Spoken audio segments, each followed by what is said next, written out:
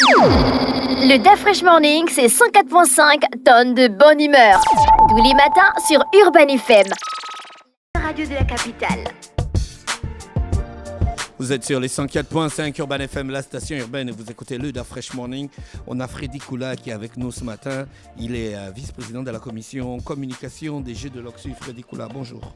Bonjour DAF Fresh, bonjour à tous les auditeurs de Urban FM. Comment tu vas ce matin? Ça va, j'ai la pêche. T'as passé un bon week-end? Ouais, week-end extrêmement mouvementé et même quand on est, comme on dit souvent, dans le travail, on dit, il y a un adage, je ne sais plus comment il est formulé, mais pour ne pas t'ennuyer au travail, je ne sais pas trop, il faut faire quelque chose qui te passionne et j'ai de la chance de travailler dans un domaine qui me passionne et malgré la charge de travail sur les événements, on arrive toujours à retrouver la pêche et ce matin ça va, je suis en forme. D'accord, vous avez relancé les Jeux de l'Oxus, c'est ça, c'est comme ça qu'on dit, les Jeux de l'Oxus. Les Jeux de l'Oxus ou les Jeux Oxus, les Jeux organisés par l'Office gabonais du sport, des sports scolaires et universitaires.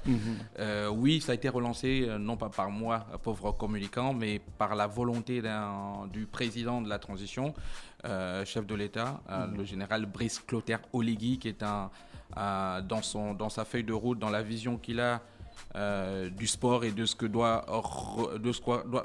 à quoi doit ressembler la transition autour du sport et la refonte des institutions sportives.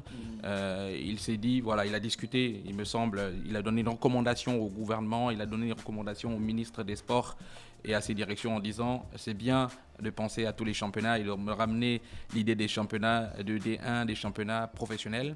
Mais moi, il y a une chose qui me tient à cœur particulièrement, ce sont les Jeux de l'Oxus. Et il a donné donc quitus et quasiment une injonction pour que ces Jeux renaissent. Donc ça fait à peu près un mois que le ministère des Sports et notamment la direction générale des Sports que dirige Madame Valérie Lebondo travaille sur les Jeux de l'Oxus, sur ce qui constitue en réalité depuis plus d'une cinquantaine d'années, parce que ça fait 52 ans que les Jeux de l'Oxus ont été créés, et ça c'est la 40e édition techniquement. Ils ont travaillé dessus pour pouvoir trouver un format qui permette aux Jeux de l'Oxus de renaître rapidement, pour que derrière, après ce lancement-là, l'année prochaine, on reparte sur des bases qui soient beaucoup plus solides avec des jeux en province qui durent beaucoup plus longtemps à l'année académique et puis derrière, des jeux qui, à la fin, forment un rassemblement, une grande famille, souvent à cette période de Pâques, à Libreville ou dans une autre province parce qu'on va peut-être en parler, mais l'idée c'est qu'il y a une rotation autour. Donc cette année, les Jeux de l'Oxus, donc le rassemblement, entre guillemets, l'olympisme autour de l'Oxus renaît.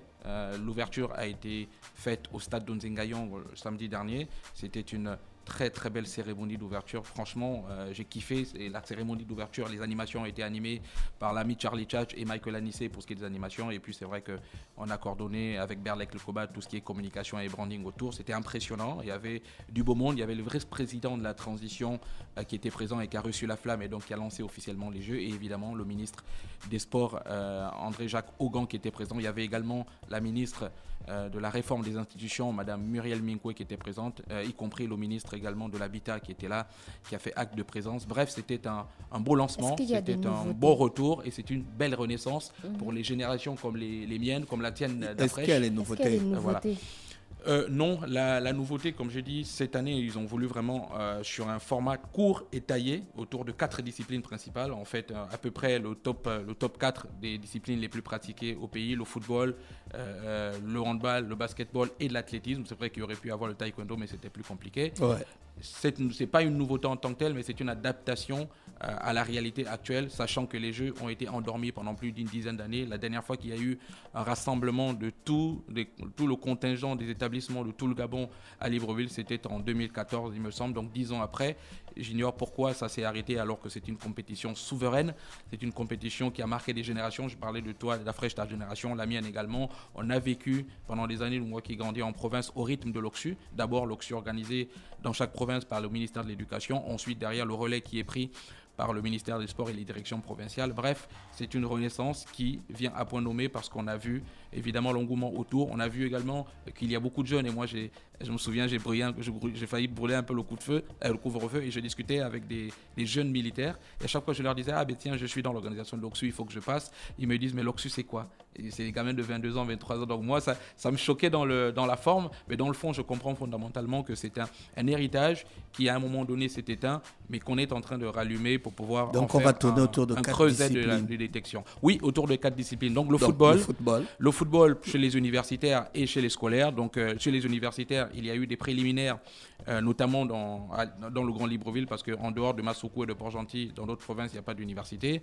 Donc il y a eu des préliminaires organisés par la FEGATU, la Fédération gabonaise de sport scolaire et de sport universitaire. Et ensuite, derrière, il y a donc un nombre d'équipes qui vont participer au championnat universitaire, que ce soit dans le football, le basket, le hand, etc. Ensuite, pour ce qui est des scolaires, donc les lycées, il y avait déjà un gros travail qui a été fait par le ministère de l'Éducation, et notamment, vous avez vu la tournée de Madame Carméliane Toutoum, la ministre de l'Éducation, qui a lancé les activités socioculturelles. Donc il y a eu des préliminaires qui ont été l'Oxus, c'était joué à peu près sur 3-4 semaines en province, et derrière sur le format, on a gardé un format classique qui est celui de... il y a certes, par exemple, en football, si un lycée a remporté dans le Wellington le tournoi final de l'Oxus... À la base, l'Oxus se passe comment? À la base, c'est ça. Donc à la base... Explique-nous à la base comment ça fonctionnait. C'est ça, le Parce format... que moi, je sais que l'Oxus, quand j'étais au lycée, on avait les grands établissements, donc Fanguinoveni, le lycée Charles Mefan. C'est à OIM, là, c'est à OIM, ça. Non, à Lambaréné. À Lambaréné, ok. Charles Mefan, il y avait deux, à Diwar. Voilà, donc qui s'affrontaient. Et puis il y avait une finale provinciale. C'est ça, donc c'est exactement ça. Après, le finaliste, il va à la capitale pour faire la grande finale. Techniquement, c'est ça qu'on appelle le format classique. C'est-à-dire que D'accord. il y a pendant... Normalement, si on n'était pas pris par les délais, ça aurait pu se jouer sur 2 mois, 3 mois. Donc chaque établissement, je prends l'exemple des lycées, tout le monde s'affronte sur des formats de poule ou des formats de poule unique. Et puis à la fin, il y a un vainqueur qui est l'établissement qui joue contre les autres départements de la province, les autres représentants des départements de la province. Et ensuite, derrière, il y a un vainqueur. Et c'est cet établissement, techniquement, c'est le nom de cet établissement qui représente. Et le format classique faisait souvent, avec la coordination des directions provinciales, ce qu'on faisait, c'est que même s'il y a un établissement, par exemple, je prends Fanguinoveni ou par exemple, s'il y a un lycée d'État qui était vainqueur, souvent on faisait une sélection provinciale des meilleurs, tout à fait. Voilà, des meilleurs footballeurs ou des meilleurs basketteurs qui viennent renforcer l'établissement qui est représentatif. Cette année, on n'a pas voulu, donc du coup chez les scolaires, il n'y a pas un établissement en quelque sorte qui représente. On a fait des sélections provinciales et les équipes se nomment par province, chez les scolaires. C'est chez les universitaires qu'il y a donc le nom de chaque établissement, mais chez les scolaires, que ce soit le basket, le hand ou le football, c'est le G1, le G2 jusqu'au G9 qui jouent chez les hommes et chez les filles. Et c'est là l'innovation, la grande innovation cette année, c'est qu'il y a pour toutes les compétitions des sections masculines et des sections féminines. Et la grande innovation, comme vous parliez, c'est que pour la première fois depuis 52 ans, le lancement de l'Oxus, les enfants ne sont pas, par la force des choses, ne sont pas hébergés dans les dortoirs. Les enfants sont hébergés dans des hôtels, parfois des hôtels de 3 étoiles, 4 étoiles, etc. Donc il y a donc une grosse logistique autour de cette organisation de la 40e édition de l'Oxus qui nécessite de gros moyens. Il est vrai qu'il y a un retard dans la mise à disponibilité des financements parce que le financement est participatif. Il est financé à peu près dans le même mécanisme. Vous avez dû voir à la télé que les championnats professionnels qui vont venir, financés par les RSE des sociétés pétrolières et minières. Donc c'est à peu près le ministère des Mines et le ministère du Pétrole qui donnent les fonds des RSE de ces sociétés-là qui vont permettre de financer ou qui permettent de financer cet Oxus. Donc dans les faits, la liquidité autour de cet Oxus-là a pris un peu de retard à l'allumage parce que entre les tractations entre les ministères et le fait de virer l'argent, donc il y a eu un retard à l'allumage, mais ce qui montre en fait le caractère aussi important de l'organisation de cet Oxus autour de la DGS et autour du ministre André Kogan qui a pensé à l'anticipation et à négocier quasiment un par un avec tous les prestataires que sont les hôtels parce que ça coûte extrêmement cher. Il faut nourrir les enfants, il faut les loger, il faut les transporter et ça pareil pour les transports. Il y a une grosse logistique qui est mise autour et il y a même aussi eu de la participation de certains hommes politiques. Je pense notamment à chez moi la province de la Nyanga. Il y a le ministre par exemple Jonathan Inyumba qui lui a payé le transport de la délégation de la Nyanga et j'étais hier d'ailleurs à leur QG, il a payé aussi des maillots, etc. Donc oui, c'est un événement en fait qui permet à la fois la participation des politiques et des ministères, etc. et peut-être de l'État naturellement parce que le financement c'est d'abord un ordre du président et ensuite derrière la participation de ceux qui se sont concernés par D'accord, par donc la là province, on est à etc. qu'est-ce qui va concrètement se passer? On va assister à quoi? à des rencontres entre les établissements. Ça va se faire où, Donc, quand et comment? On a assisté déjà depuis le premier jour, le samedi, un match inaugural entre l'Institut de gestion, l'INSG, et l'ENEF, l'école des eaux et forêts. C'était une victoire au football, hein, une victoire 7-1. L'ENEF, il joue l'Oxu comment? C'est ça, l'ENEF joue l'Oxu, universitaire. Ah, d'accord, ok. Il y a eu un... Qui a tapé qui? Ouais.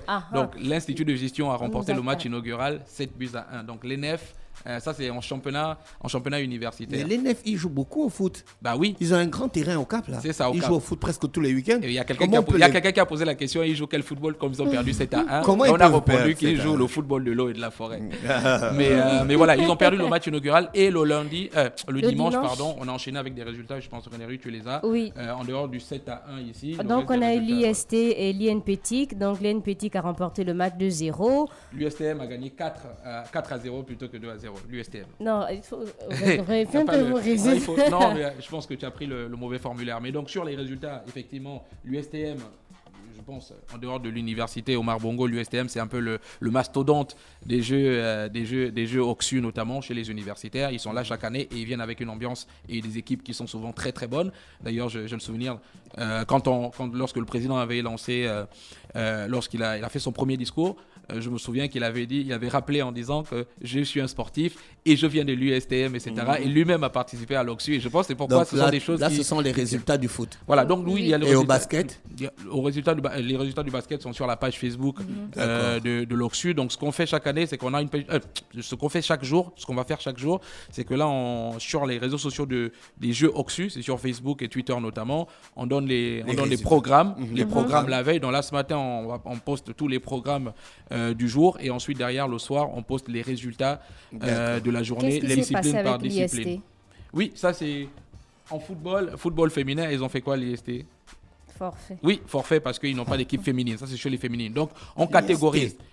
Comment ça, l'IST n'a pas d'équipe féminine? Il n'a pas d'équipe féminine. Ils ont une équipe masculine. Mais l'IST a beaucoup de femmes. Ils ont une équipe masculine qui a perdu contre l'IFP. Elles ne veulent pas jouer au foot. Non, je pense que l'IST, il y a plus de femmes, il y a beaucoup de femmes là-bas. Oui, l'IST a beaucoup de femmes là-bas.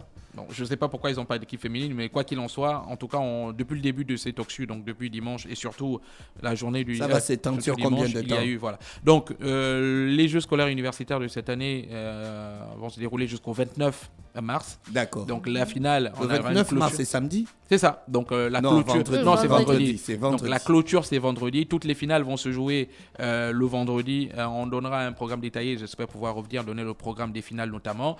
Et après, on aura une cérémonie de clôture qui sera, je pense, aussi colorée que la cérémonie d'ouverture. Ce sera aussi au stade de Nzengayong le vendredi. Bref, on espère donc pouvoir pour la première, spectacle. pour le lancement, pour ce nouveau lancement, on est allé sur un format un peu plus light. C'est ça. Mais l'année prochaine, je pense que le format sera total. Oui, je pense que cette année, avec les nouveaux fonds baptismaux qui vont se mettre, on aura la chance derrière. Je pense que certaines institutions auront été réformées. L'idée derrière aussi, ce que veulent les autorités, c'est de relancer la structure elle-même qui est l'Office gabonais des sports scolaires et universitaires, l'OXU, qui pour l'instant dans la forme n'existe plus. Je pense que sur les textes ça existe, donc il faut refonder le texte, la création de l'OXU avec un directeur général, avec certainement un budget pour organiser pendant toute l'année et l'année prochaine, selon ce que veulent les autorités, comme j'ai dit, une forme de jeu OXU tournant. Donc on espère que l'année prochaine, ce sera peut-être le Port-Gentil ou ce sera peut-être Francéville en fonction des capacités d'accueil parce qu'il faut un endroit qui accueille 1500, 2000 personnes, etc. Donc c'est une grosse caravane qu'il faut arriver à bouger. Cette mobilité-là nécessite également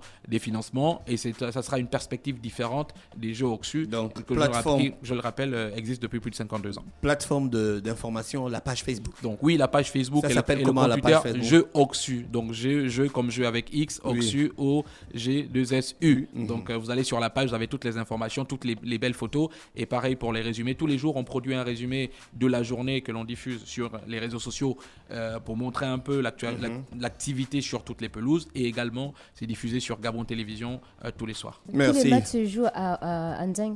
Matchs. Donc je on rappelle les sites.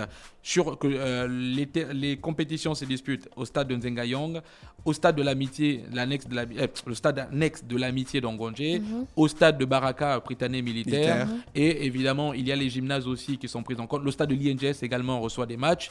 Le gymnase du Prytanée militaire reçoit des matchs de basketball. Le gymnase du Ruban Vert reçoit des matchs de basket. Et le gymnase du lycée Léon-Bas reçoit les matchs de handball. Donc, si vous voulez regarder le hand, vous allez au lycée Léon-Bas. Si vous voulez regarder le basketball, chez les universitaires, vous allez au Camp Baraka, donc au Prytanée. Et chez les scolaires, il faut aller au gymnase du Ruban Vert. Et pour le foot, vous avez le programme sur la page Facebook en détail. Merci Freddy Koula d'avoir accepté notre invitation. Merci beaucoup d'Afresh sur l'organisation. Tu as joué l'Oxu toi une année? Tu as joué quelle année? Tu as joué un peu moi, en basketball? Non, taekwondo.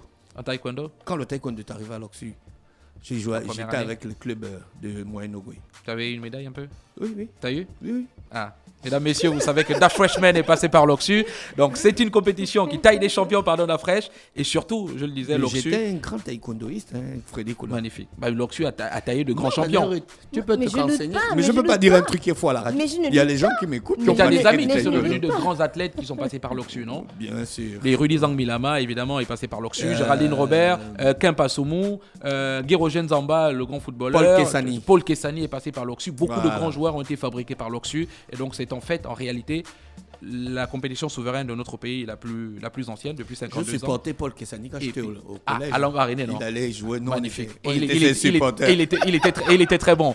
Monsieur le conseiller spécial. Merci Freddy Koula. On te remercie d'avoir accepté notre invitation. Merci à vous. Le Dafresh Morning, c'est 104.5 tonnes de bonne humeur. Tous les matins sur Urban FM.